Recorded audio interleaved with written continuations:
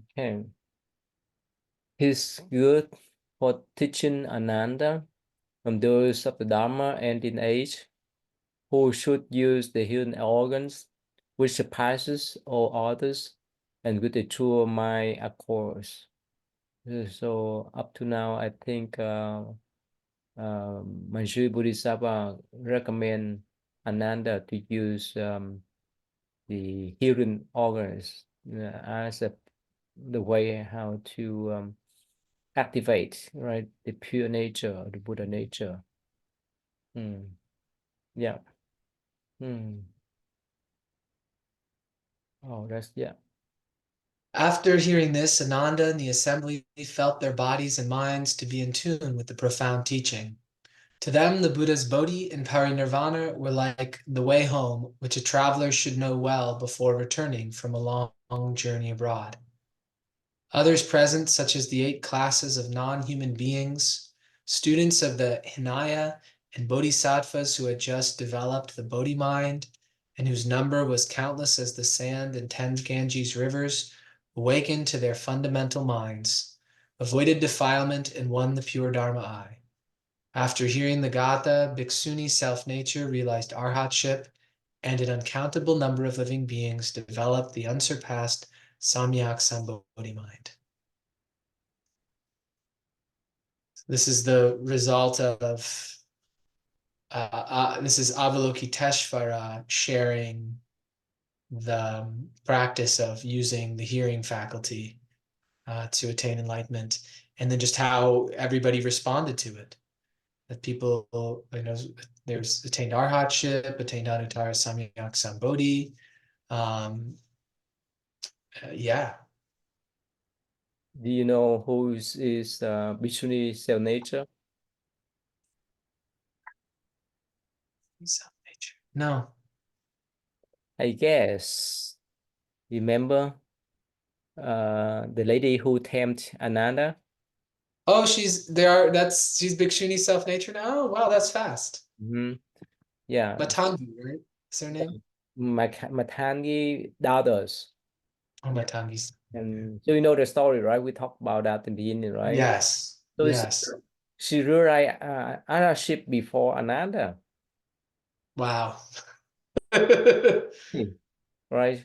She's so attached to him, right? She followed him to the temple, the monastery, and the Buddha asked why you love him so much, and she said, I love his eyes, I love his face, and so forth and so forth. So Buddha said, well, what happened if I take his eye out? Will you still love his eye? And so somehow she realized and followed Buddha to become a nun. And so she after to this sutra, she realized she, but in the Theravada tradition, up to now, I don't know any account about her. Oh, yeah, there's no mention. I don't know. I don't know. Probably they may mention somewhere, but I don't know up to now. I don't know. It's just on the Mahaya Buddhist tradition in this sutra. Okay. Yeah, because it's related to the Suragama Sutra and Suragama Mantra. So probably in different version, but not like this. I don't know whether I told you yet. Remember one of the reasons why we have Brahmava festival, remember, right? Mhm. That deal with Mongarana, right? How he used his sacred power to keep the mother's food, but the food turned into the fire, right? The Mhm. pot. So Shariputra in Theravada tradition has similar version. Have I told you yes? I No. don't think so. I don't think So, so. so the similar version is that so one day Shariputra, while he was whether he was meditating, while he was meditating, and somehow in his vision he saw 100 ghosts. Whether he meditate while he was meditating or in the dream, I have to check back. But somehow, so 100 ghosts, female 100 ghosts appear and told him that I was your mother's for lifetimes. Now I'm so hungry, I'm so thirsty, have so much suffering. Please rescue me. So after that, so Shariputra report this story to the Buddha, and the Buddha gave the similar instruction to Shariputra that yeah, you need to offer the food to the sanghas right after the 3 months of rainy retreat, so that they can transfer the merit to her and pray for her. So yes, he did, and somehow yes, um, that female holy ghost was released from holy realm to the heaven. There's similar account there. Instead of Morayana, now in Sarab tradition is Shariputra. Mm. Hmm. It's Anyway, interesting. yeah. So I'm There's focus on a different person, but the same story. same story. Probably, let's put it this way, because the Buddhist tradition passed down for the first 300 or 400 years after Buddha passed away in oral tradition. In oral tradition, sometimes the story um, maybe changed, but as the essence, the content is still the same, right? Mm-hmm. The content in this story, whether Sariputra or Moana, the content is to rescue the past mother, the hungry ghost, the female hungry ghost, with Mm-hmm. the power of the Sangha, with the power of Buddha. That is content, that's the themes. But the characters may be different. In the story may be different. Okay, let's see the next one. Enlightenment of others. Another adjusted his robe, brought his palms together, and prostrated himself with his head at the feet of the Buddha. He rejoiced at his good understanding of the mind, and for the benefits of coming generation, bow again and say, O great compassionate and all honored ones, I have now awakened to Dharma gateways to Buddhahood by means of right practice, about which I have no more doubt. I have always heard the Buddha speak of Bodhisattva who, before their own liberation, set their minds on freeing others, and of Buddhas who, after their own complete enlightenment, appears in the world to enlighten others. Though I am not yet liberated, I now vow to deliver all living beings in the Dhamma and the age. So this the important aspect of Mahayana tradition, right? So they made vows to stay back instead of attain nirvana after they pass away, right? In this Parshat Ananda, he made that vows. And definitely in the tradition, do you not encounter this kind of message to make the vows stay back? Most of the time they say, oh, you need to, most of the time for the Buddha teaching a message in the Pali tradition that, hey, you need to do more meditation. Hey, you need to work recently so that you can attain nirvana to get out of the birth cycle. That's all. That big difference. Mm.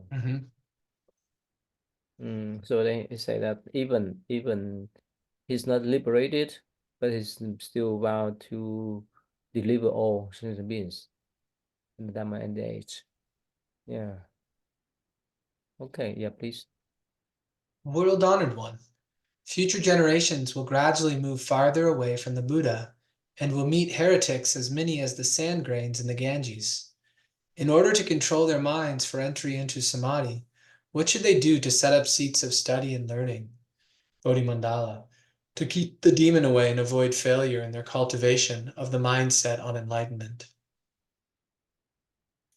So here, Ananda's thinking about people of the future when after the Buddha's left the world and the Dharma is in its the Dharma ending age, and just asking how people should practice, how they should set up their place of study and learning, and how to keep away problems.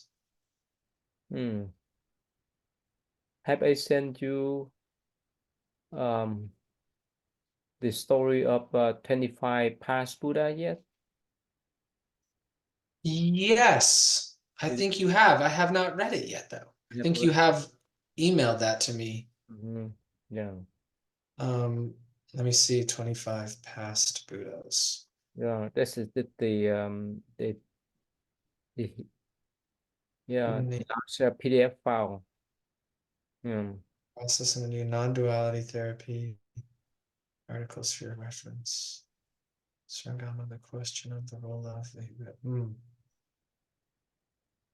not sure. I Googled, I looked under my email, and maybe the title of the document is different. I Mm. don't see that one. Just But see the attachment and see any attachment that I sent to you. yeah, there's a good number of attachments. I don't see any of them that are titled the 25 past Buddhas. There's no title. This is just say the yeah, I just probably the Light the Buddha volume. I forgot which volume. Yeah. Oh, what was the file called? Let me check it one more times. Yeah, let me check my file. Hmm.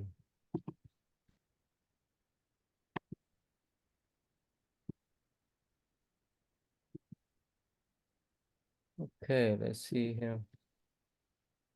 Buddha Life. Yeah, the Red Chronicle.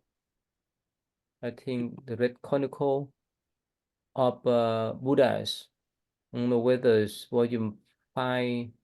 Yeah, let's see here. Which you see that the Here it Red. is. Yes, I have it right here. Oh, you have that. Okay, that's why. Yes. Yeah.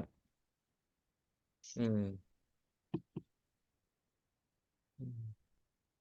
Okay, so you continue then. Let's see here. Sorry. All right, let's see. The Buddha praised Ananda and said, "Excellent, Ananda, excellent. It is good that you ask about setting up Buddhi Mandala for the protection of living beings against the failure in the Dhamma ending age. Listen attentively to what I now tell you. Ananda and the assembly reverently await the holy teaching." So here, I think up to now, if I'm not wrong, so the notion of Dharma and A is mentioned in the Mahayana tradition only. Uh, I have not, if I recall correctly, if I have not read anything in the Pali tradition, it say about Dharma and age. Probably they say in different terms, but not Dharma and age in like in Mahayana tradition. Yeah, so the Buddha say, well, if you want to have a sentient in the future, to set, I mean, to ask me how to set up the Buddhi mandala for them to practice.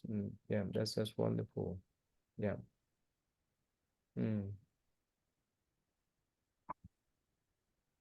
Um, Discipline and its three decisive steps: Sila, Jhana, and Prajna.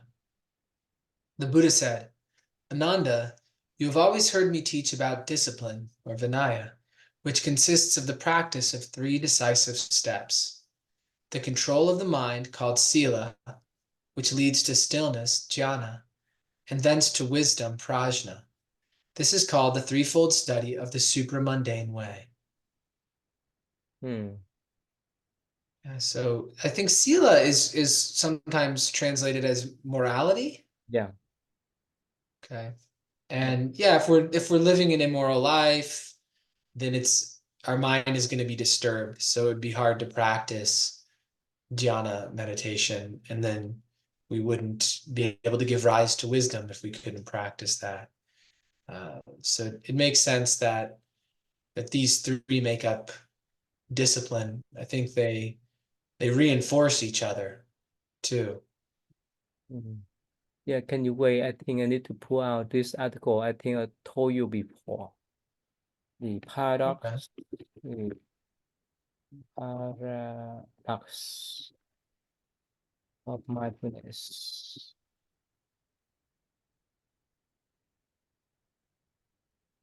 Mm,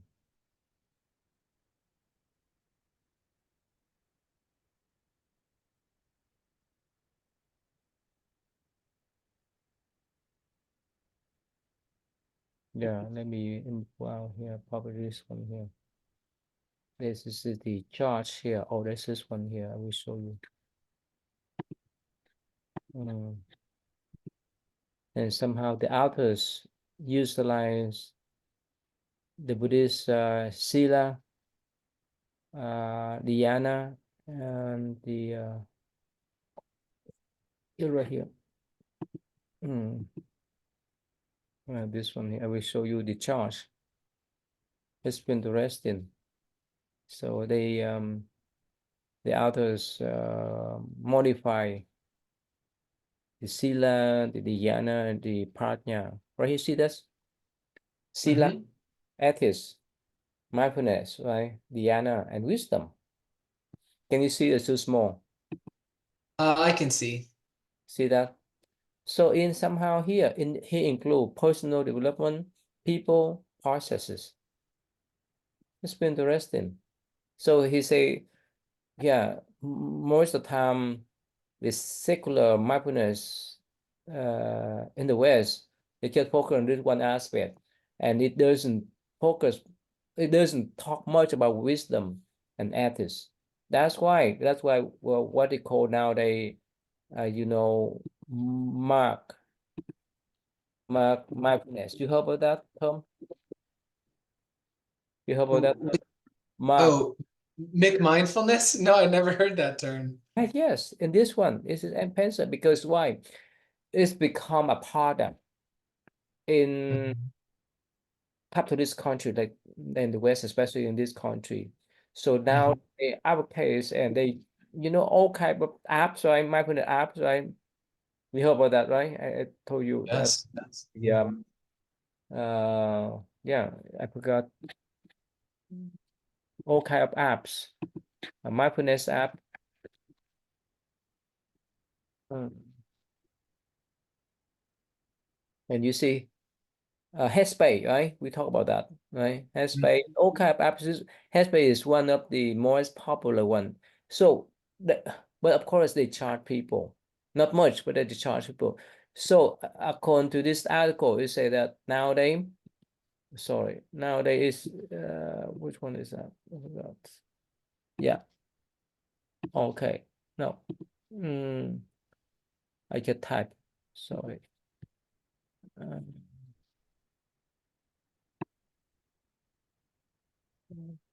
yeah. Products and business. Yeah. So basically nowadays they advertise mindfulness as a product in this um, capitalist country. Let's see here, and that's why they call make mindfulness there.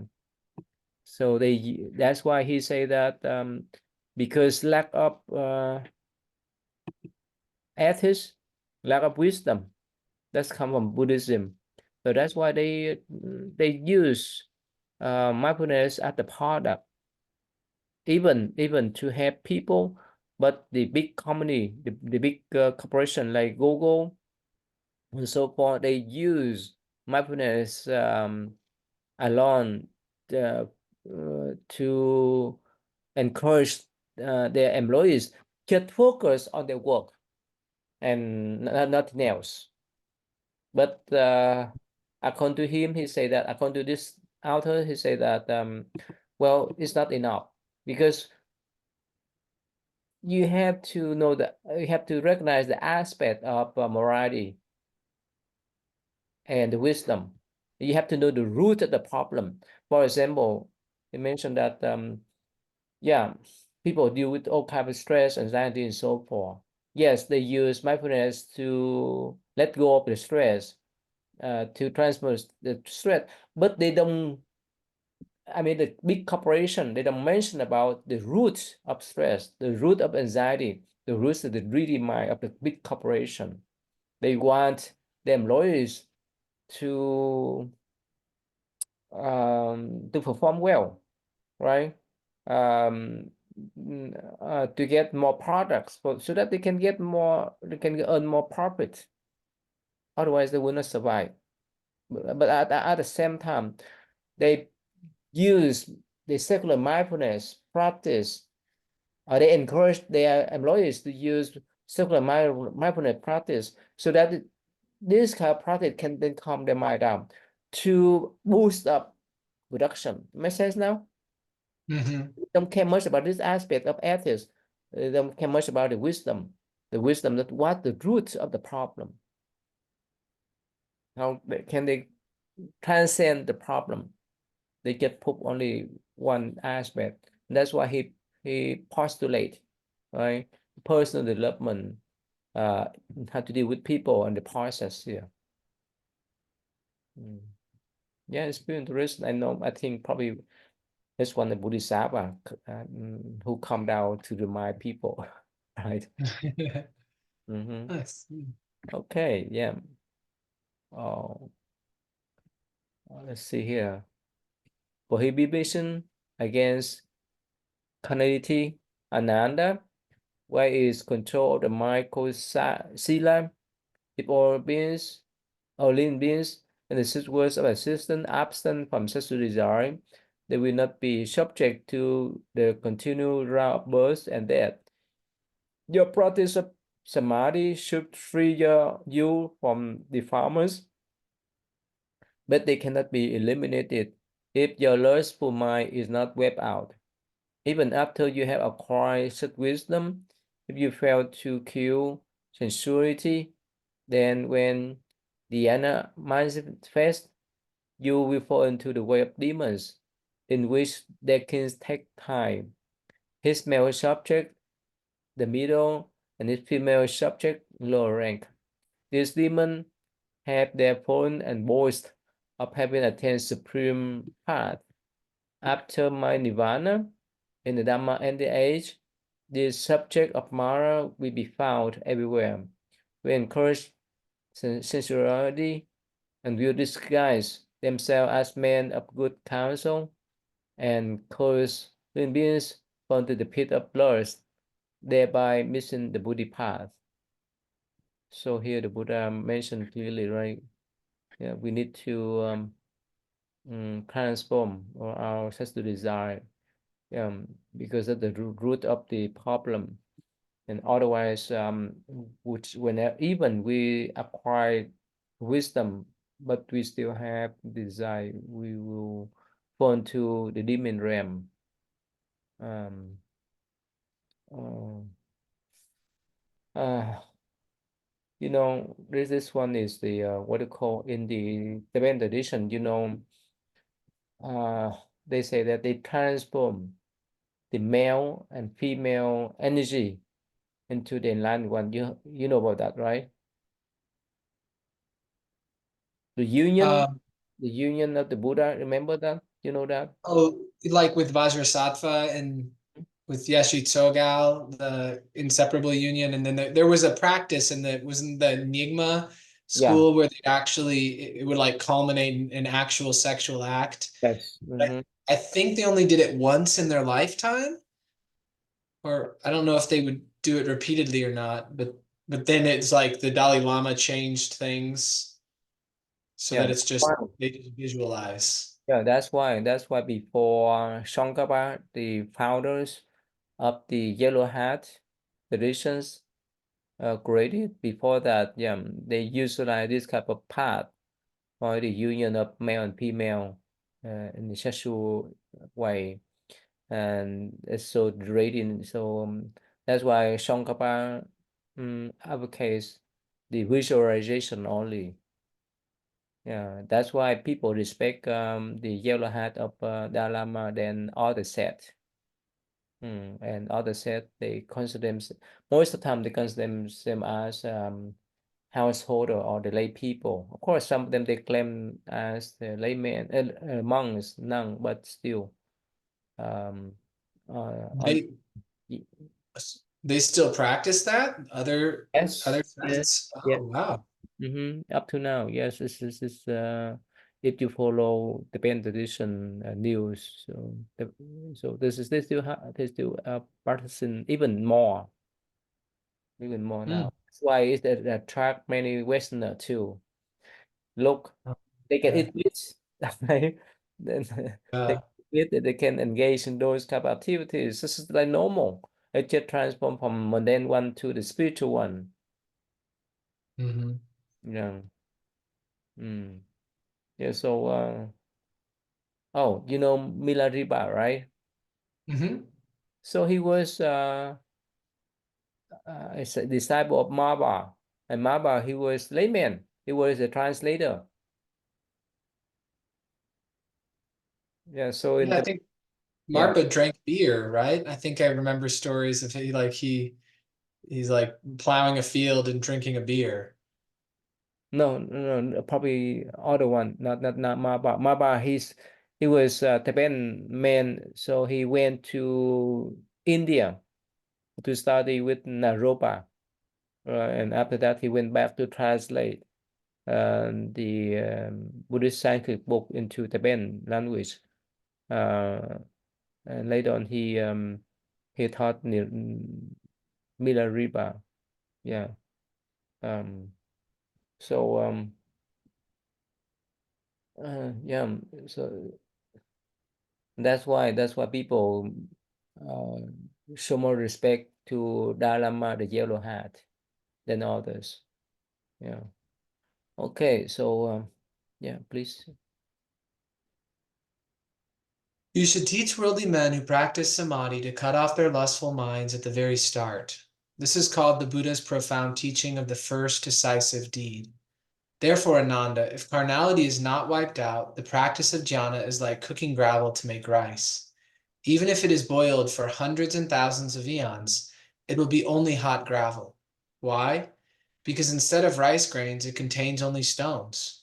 If you set your lustful mind on seeking the profound fruit of Buddhahood, whatever you may realize will be carnal by nature. If your root is lustful, you will have to transmigrate through three unhappy ways to the hells of fire, blood, and swords, from which you will not escape. How then can you find the way to cultivate the Tathagata's nirvana? You should cut off both the sensual body and mind till the very idea of doing so ceases. Only then can you hope to seek the Buddha's enlightenment. This teaching of mine is that of the Buddha, whereas any other one is that of evil demons.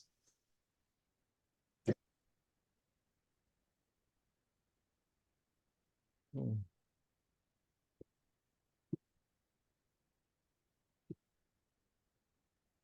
So here it's really clear. I mean, not really leaving any room for misinterpretation on Mm. this, but it's that if we're still subject to sensual desire, that there's like that's the first step is to be decisive in the determination to, I don't I think in practice there's probably a level where it's like it's cut off to an extent and it doesn't continue to arise. Mm. But I think for pretty much, any most people nowadays, they have to continually do, because I think lust will continue to reappear. Mm. But if there's a really clear determination, then it's different. I think it's very distinct if someone is kind of just like just going, like seeing how things go over time, as opposed to being like, no, I'm 100% not engaging in um like lustful activity and sensual activity, which seems difficult for a lay person to completely cut that off unless their partner is also doing the same thing, or if they're you know, I don't know, their partner is going to be understanding or kind of ready for that. Yeah, it's not easy. That's a root. That's the root of our inclination, right? Oh, here, let me share with you this one before we end today. You know him? Choyam Chumpa? You know him? I know, I don't think so. No. So he was, I know about Naropa though in Boulder, Colorado. I've yeah, been there before. yeah, he was the founder of this university. And guess what? Uh, okay, let me type you for you another one. When it I was, think he left monastic life and he became a layman again and got married. yes, yes. So let me type for you here, Professor uh, for Beach. Okay, here, Charles Fabrice. Let's see here. We show you this one here. He's very famous amongst the Buddhist scholar. Let me show you his picture right here. You know, when he went to Penn State University, I think the last semester, last year, on my senior year, I took a course. It's called Western Buddhism. Did I tell you yet? I I don't think so. With him. Yeah. So later on, he moved to Utah to teach it. Anyway, so he was he is the follower of Chogyam Trungpa, and somehow he said that at first he didn't believe him, but somehow whenever he went approach to Trungpa, so even his layman at that time, he could read his mind, and guess what? He's alcoholic, and he said that even this is some, yeah, it's some rumors about him. He said that almost every night he slept with one woman, one lady for the Oh, like a for the practice. oh, for the practice. Okay. Like a different lady every night? Yes. It's for the practice.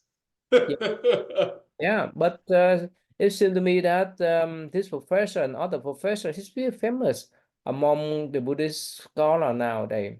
And he said he at first he didn't believe in him, but somehow this man, this yeah, the Chompa could read his mind, could read other people's mind. Even he was alcoholic and slept with one lady per day per night for his practice. It seems like that's probably like an empowerment by like darker spirits or like kind of like demon level stuff where they, Yeah, they're probably getting something out of it and they're empowering him with some sort of ability, it would seem like. yeah. Let's see his early years, escape from Tibet, teaching. Okay, and yeah, meditation. So he about a vision for our center death. Okay, acclaim. Um, yeah, and Controversies. There's yeah, one more down. Yeah. the controversial there. Just one more down right there. Yeah. See that uh, tobacco is more trouble, with more good than anyone else. More trouble, more good than any I will never know. Yeah. Uh, yeah, see that here. One of the source controversy with number of his female student uh, smoking, drinking, right? Mm. So somehow he practiced. That's why when yeah, of course he became layman after the accident. Yeah. Mm. Since he was 13. Oh, he had an accident that catalyzed becoming a layman? Yes, he had accident in England. So when he moved out here, moved to the state, he disrobed. Yeah, He drove a sports car into a joke shop. yeah. That because he was drinking? Which one is that? The next page down. This one here? Or no, the next that chat the one you were just on. This one? Up to the up one. Yeah, and here it says he drove a sports car into a joke shop. Yeah, was left partially paralyzed, right? Yeah. Yeah. Mm-hmm. The chalk shop. Yeah. So anyway, so if you look at this one, coal is more trouble and this more good. This is paradox, right? It's contradiction, right? Uh, Yeah. anyway, so he practices what they call yeah, Dompi Heduka. Mm, yeah. Yeah, somehow. And he wrote many books. One is called Crazy Wisdom. You can type his name and there's many of his book here. When I was in Rochester, New York, at the Rochester Zen Center where Jeanette practiced, um, the Roshi at the center did a what do they call it in Zen when they give a talk? I can't remember the term, but like a Dharma talk on crazy wisdom. Yeah, right here. Crazy Yeah. Wisdom, like 11 times of Crazy Wisdom there. And he wrote Hmm. about Dharma Sutra and so many, many famous sutra that he wrote. Yeah, you can read that. Anyway, well, we don't have much wisdom to judge him except based on the Buddha teaching. That's all, right? And somehow Yeah. get empowerment with mm, like in here is a Haduka. That's some kind of Bodhisattva, right? But yeah, don't be Haruka. Yeah, Mahasi, uh, Hmm. yeah. Anyway, okay. So it's feel So I wonder, like, so a Zen master, for instance, who's still married but has been certified as having attained a degree of enlightenment by their master. Because in Zen tradition, it's not uncommon for them to have wives, right? oh no, especially in Chinese, there is no way, no way. It's Like, just but in Japanese, yeah, they do. Japanese one, the Soto, the Mm. Soto Jinzai, right? Not in Chinese, not in Vietnamese. Yeah, and when you have family, that means you're a lay person. Period. Yeah. Yeah, but in Japanese tradition, yeah, they allow they call themselves priests, not monk, because they they keep they run the temple with their families. In their tradition, after the father passed away, they would pass down the responsibility to their son. And and lately, I think I read some articles that before they passed out to the son, but now they passed out to the daughter. Okay. Take care of the temple in Japan. Yeah. So you won't be surprised that some news about Japanese priests went to the bar.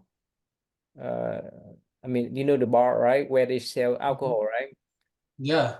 To drink or to give teaching, whichever, to draw public interest. Mm. Yeah.